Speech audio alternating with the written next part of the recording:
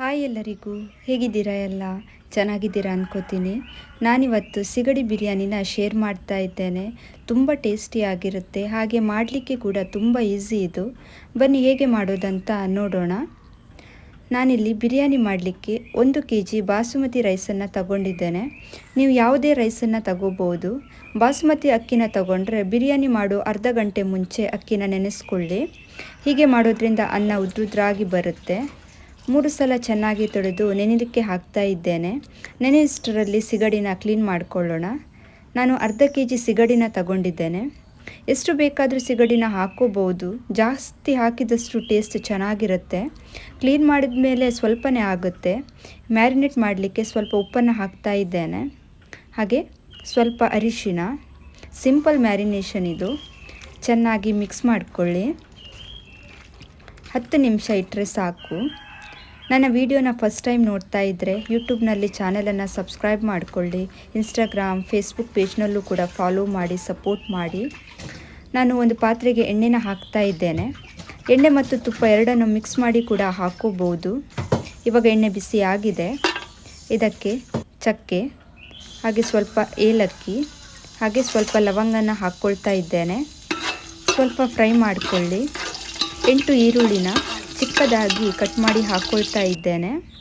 ಒಳ್ಳೆ golden brown ಬರೋ ತನಕ ಫ್ರೈ ಮಾಡಿಕೊಳ್ಳಿ. ಬಿರಿಯಾನಿ ಅಂದರೆ ಆಲ್ಮೋಸ್ಟ್ ಎಲ್ಲರಿಗೂ ಇಷ್ಟ ಇರುತ್ತೆ. ಚಿಕನ್ ಬಿರಿಯಾನಿನ ಆಲ್ರೆಡಿ ಚಾನಲಲ್ಲಿ ಮಾಡಿ ಅಪ್ಲೋಡ್ ಮಾಡಿದ್ದೇನೆ. ನೀವು ನೋಡಿಲ್ಲ ಅಂದರೆ ಚೆಕ್ ಮಾಡಿ. ನಾನು ಪ್ರಾನ್ಸ್ ಬಿರಿಯಾನಿನ ಸಿಂಪಲ್ಲಾಗಿ ಮಾಡಿ ತೋರಿಸ್ತಾ ಇದ್ದೇನೆ.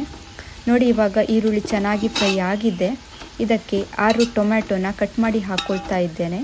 ಹಾಗೆ ಸ್ವಲ್ಪ ಪುದೀನ, ಹಾಗೆ ಸ್ವಲ್ಪ ಕೊತ್ತಂಬರಿ ಸೊಪ್ಪನ್ನು ಹಾಕ್ತಾ ಇದ್ದೇನೆ. ಚೆನ್ನಾಗಿ ಮಿಕ್ಸ್ ಮಾಡಿಕೊಳ್ಳಿ. ನಾನಿವತ್ತು ಯಾವುದನ್ನು ಕೂಡ ರುಬ್ಬಿ ಹಾಕ್ಕೊಳ್ತಾ ಇಲ್ಲ, ಈಸಿಯಾಗಿ ಮಾಡಿ ತೋರಿಸ್ತಾ ಇದ್ದೇನೆ. ನಾನು ಪ್ರಾನ್ನಲ್ಲಿ ತುಂಬ ರೆಸಿಪಿಗಳನ್ನು ಮಾಡಿ ಚಾನಲಲ್ಲಿ ಅಪ್ಲೋಡ್ ಮಾಡಿದ್ದೇನೆ. ಪ್ರಾನ್ಸ್ ತವಾ ಫ್ರೈ, ಪ್ರಾನ್ಸ್ ಕಬಾಬ್, ಪ್ರಾನ್ಸ್ ಸುಕ್ಕ, ಹಾಗೆ ಪ್ರಾನ್ಸ್ ಕರಿ. ನೀವು ನೋಡಿಲ್ಲ ಅಂದರೆ ಚಾನಲಲ್ಲಿ ಚೆಕ್ ಮಾಡಿ. ಇನ್ನು ಇದನ್ನು ಮುಚ್ಚಳ ಮುಚ್ಚಿ ಬೇಯಲಿಕ್ಕೆ ಇಡ್ತಾ ಇದ್ದೇನೆ.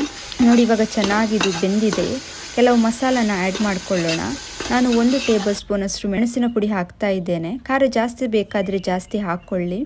ಅರ್ಧ ಸ್ಪೂನ್ ಧನಿಯಾ ಪುಡಿ, ಹಾಗೆ ಅರ್ಧ ಸ್ಪೂನ್ ಗರಂ ಮಸಾಲ ಪುಡಿ, 1/4 ಸ್ಪೂನ್ ಜೀರಿಗೆ ಪುಡಿ, ಹಾಗೆ 2 ಸ್ಪೂನ್ ಶುಂಠಿ ಪೇಸ್ಟ್, ಹಾಗೆ 2 ಸ್ಪೂನ್ ಬೆಳ್ಳುಳ್ಳಿ ಪೇಸ್ಟ್ನ ಹಾಕ್ತಾ ಇದ್ದೇನೆ. ಹಾಗೆ ಉಪ್ಪು ಇಷ್ಟನ್ನು ಹಾಕಿ ಚೆನ್ನಾಗಿ ಫ್ರೈ ಮಾಡಿಕೊಳ್ಳಿ.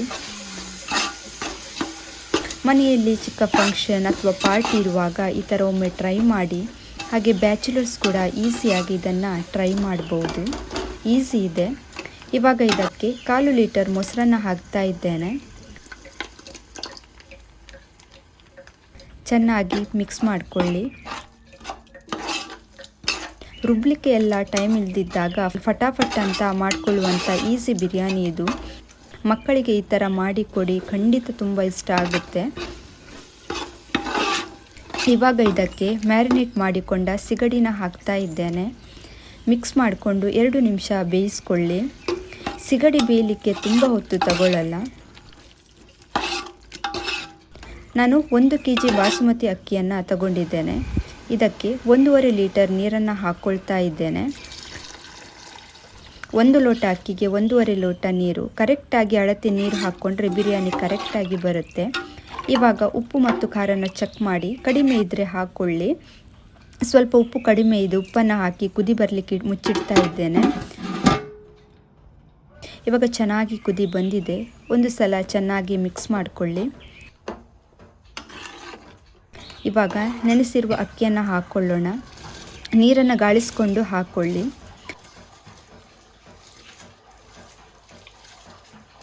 ಮಿಕ್ಸ್ ಮಾಡಿಕೊಳ್ಳಿ.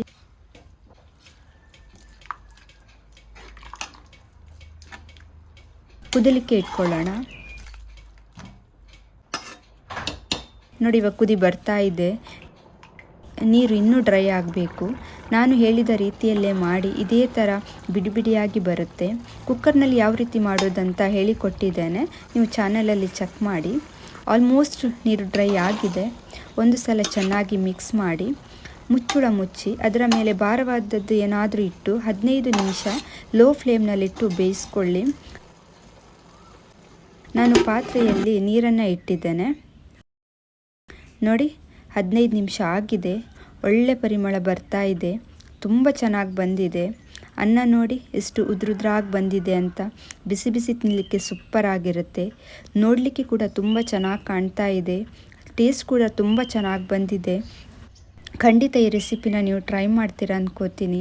ಇದು ಇವತ್ತಿನ ರೆಸಿಪಿ ನಿಮಗೆ ಇಷ್ಟ ಆಗಿದೆ ಅಂದ್ಕೋತೀನಿ. ಇಷ್ಟ ಆದರೆ ಪ್ಲೀಸ್ ಒಂದು ಲೈಕ್ ಮಾಡಿ, ನಿಮ್ಮ ಫ್ಯಾಮಿಲಿ ಫ್ರೆಂಡ್ಸ್ ಜೊತೆ ಶೇರ್ ಮಾಡಿ.